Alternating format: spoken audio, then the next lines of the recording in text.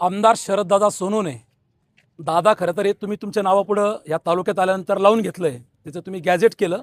हे दादा शब्द फक्त तुमच्या नावापुढं लावणं इथपर्यंत बरे आहे, पण खूप दादागिरी करून ज्या पद्धतीने तुम्ही तालुक्यात गेल्या काही वर्षामध्ये वागताय, समीरने शब्द वापरला नाही पण तो जाणीवपूर्वक शब्द वापरतो की हा एवढा माज बरा नाही आहे. ही शिवजन्मभूमी आहे, ही शिवजन्मभूमी अनेकांचा माज या ठिकाणी जिरवते.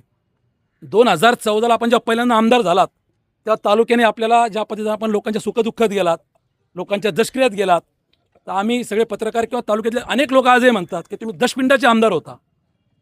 2019ला ह्या 5 वर्षात 14 ते 19 जर तुमचा कालखंड पाहिला तर ह्या दरम्यान तुमच्या डोक्यात परत जी हवा गेली तेव्हाही तुम्ही अनेक पत्रकारांचा पाय उतारा केलेला आहे.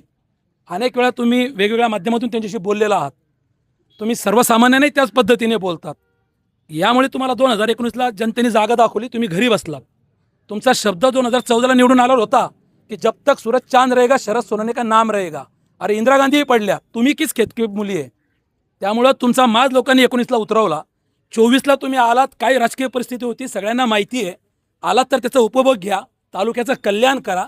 आज तालुक्यात फिरता येत नाही, तालुक्यातली परिस्थिती काय. पर्यटन तालुका महाराष्ट्रातला पहिला घोषित झाला आपला जुन्नर तालुका, आणि आपण शिवजन्मभूमी म्हणतो. तुम्ही स्वतःला शिलेदार म्हणवता आणि काय आज तालुक्याची वाट तुम्ही लावून ठेवलेली आहे. आणि याचं खापर तुम्ही या पत्रकार बांधवांवर फोडणार काय. तुम्ही सांगतात की हे टोळी आहे यूट्यूबर्स. अरे आजच्या या निषेध मोर्चामध्ये तुम्ही पाहिलं, ज्येष्ठ पत्रकार आंबेगावमधून आमचे मित्र डी के वळसे पाटील आलेत, सचिनजी कांकरे आलेत, संतोष भाऊ आहेत, त्याच्यानंतर अशोक आहेत, सगळेच आनंद कांबळे सर आहेत, सगळे ज्येष्ठ या ठिकाणी उपस्थित आहेत. कोणती लोक तुम्हाला पाहिजे, कसे पत्रकार तुम्हाला पाहिजे, आणि पत्रकार कोण हे ठरवणारे तुम्ही कोण. तुमच्या खाली जी आता आग लागलेली आहे ती का लागली की हे पत्रकार तुम्हाला स्पेस देत नाहीये, तुम्हाला बातमीला त्या ठिकाणी जागा देत नाहीये, त्याच्यामुळे तुम्हाला आग लागली. याच्याच कारणाने तुम्हाला रात्री स्वतःचा व्हिडिओ फेसबुकला टाकावा लागला, तुमच्या यूट्यूबला टाकावा लागला. म्हणजे सोशल मीडिया जो काही आहे, मग तो यूट्यूब असेल, फेसबुक असेल, इन्स्टा असेल, याचा वापर तुम्ही तुमच्या सोयीनुसार करताय. आणि जेव्हा जनतेच्या प्रश्नासाठी हे सगळे लोक येऊन बातमीदारी करता, त्याला तुम्ही टोळी म्हणणार, त्याला तुम्ही नाव ठेवणार. अरे तुम्ही काय धमकी देताय. 15 तारखेनंतर सुरेश वाणीला बघून घेते. सुरेश वाणी तुम्हाला आज जाहीर सांगतो, सुरेश वाणीच्या केसला जरी धक्का लावून दाखवला ना, तुमच्या गाठ आमच्या सगळ्यांशी आहे. तुम्ही काय सांगताय. या धमक्या देणं पोकळ बंद करा. जो गरजते शरद सोनवणे वो बरसते नाही आहे. तुमच्यात खरंच बरसण्याची हिंमत असेल तर तसंही तुम्ही आम्हाला सांगा. सहनशीलतेचा एक अंत असतो, आमच्या सहनशीलतेचा अंत पाहू नका. तुम्हाला आम्ही अनेक वेळा सांगतो. आणि तुमचे जे चाटुगिरी करणारे सोशल मीडियावरचे जे पेरलेले, ज्यांना तुम्ही पैसे देतात, तुम्ही या पत्रकारांना सांगतात की हे पाकिटं घेतात म्हणून.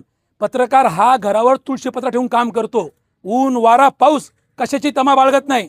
मग ते मराठा आंदोलन असो, कुठं चोरी असो, कुठं दरोडा असो, कुठं बलात्कार असो, प्रत्येक घटना प्रामाणिकपणे 365 दिवस हा पत्रकार घरावर तुळशीपत्र ठेवून करत असतो. त्याला काही शासन पगार देत नाही. मग तुम्ही काय जागीरदार आहे का ह्या तालुक्याचा सातबारा तुमच्या नावावर झालेला आहे. कशाबाई तुम्ही या पद्धतीने पत्रकारांना बोलताय आणि किती दिवस तुमची मगरुरी सहन करायची. अनेक वेळा तुमचे सगळे शब्दप्रयोग आम्ही ऐकलेले आहे.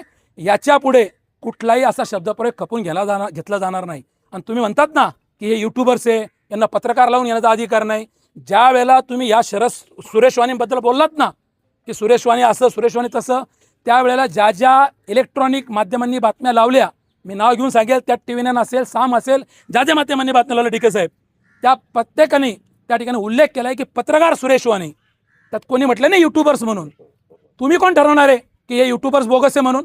अरे आम्ही जरा बोगस असू, जिल्हाधिकारी बसलेले आहेत ना, यंत्रणा बसली आहेत ना, तुम्हाला कोणी अधिकार दिला. त्यामुळे तुमची ही शानपणाची जी काही दडपशाही तुम्ही या तालुक्यात प्रत्येकावरती राबवताय, त्या ठिकाणी दाखवताय, ही बंद करा. तुम्हाला मी महाराष्ट्र राज्य पत्रकार संघ मुंबई यांच्या वतीने कडक इशारा देऊ इच्छितो. आता समीरने सांगितलं, अनेक पत्रकारांनी सांगितलं, जर तुम्ही सुधारला नाही तर याच्या पुढे तीव्र आंदोलन राज्यावर छेडलं जाईल. पण समीर आजच सांगतो की आत्ता मालेगावमध्ये आंदोलन सुरू आहे.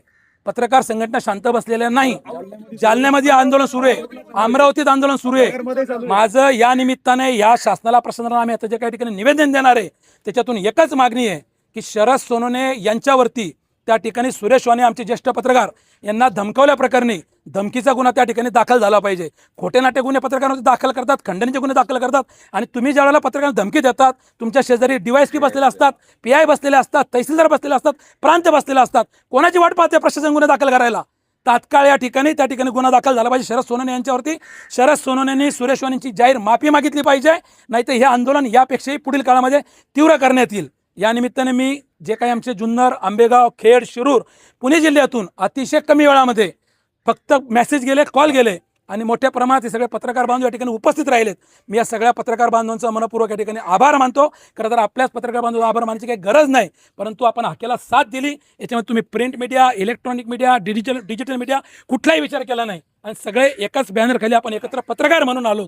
त्यामुळे सगळ्यांचे आभार मानतो आणि पुन्हा एकदा शरद सोनवणे यांना या ठिकाणी इशारा देतो की आपण आपले बेताल वक्तव्य करणं आता बंद करा, नाही तर तुमची जागा दाखवल्याशिवाय आम्ही शांत बसणार नाही. धन्यवाद.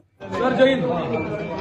अतुल परदेसी बात कर रहा हूँ, इलेक्ट्रॉनिक मीडिया का प्रेसिडेंट हूँ मैं सर. अभी हम लोग सब जुन्नर में पत्रकार हैं, कम से कम 100 पत्रकार है. अभी जुन्नर पुलिस स्टेशन में हम लोग आए थे. यहाँ पे हमारे वरिष्ठ पत्रकार है सुरेश वानी, इनको यहाँ के आमदार ने धमकी दी है और उस धमकी के समय आपके पीआई, डीवाईएसपी सारे लोग थे यहाँ पे. तो हमने आज निवेदन दिया तहसीलदार साहब को. हमारा सिर्फ आपको एक ही रिक्वेस्ट है कि यह तकरार हमारी लिख के लेना चाहिए. तो आपके लोग यह तकरार लिख के नहीं ले रहे. उनका बोलना है कि हमारे पीआई सर कई क्राइम की मीटिंग में पुणे में है. मीटिंग में हुए हैं, लेकिन सर आप काम करू. हाँ सर, माझा असं एक आपल्याला हे असेल रिक्वेस्ट आहे की आपण त्यांना जरा आपला जे आहे रिटर्न मध्ये लिहिलेला ते तुम्ही एक ऍप्लिकेशन पोलीस स्टेशनला देऊन टाका. ठीक आहे, ऍप्लिकेशन देऊन टाका. मग हे ज्यावेळी येतील तर ते त्याला वाचून ते पुढे काय कारवाई करता येईल करतील, आपल्याला बोलून घेतील. सर निवेदन आम्ही परवा दिलेलं आहे. आज आपल्या त्या ठिकाणी आपले पीएसआय वगैरे बाकीचा स्टाफ आहे.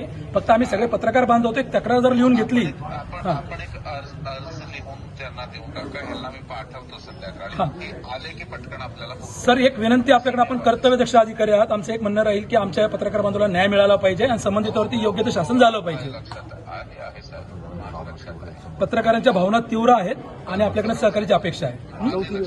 Please sir, please. सहकार्याबद्दल आभारी सर. आम्ही आता एक अर्ज देतो आणि आपण त्यात स्वतः लक्ष आलाशी आपल्याला आम्हाला सगळ्यांना विनंती आपली. हां, येस येस, थँक्यू सर.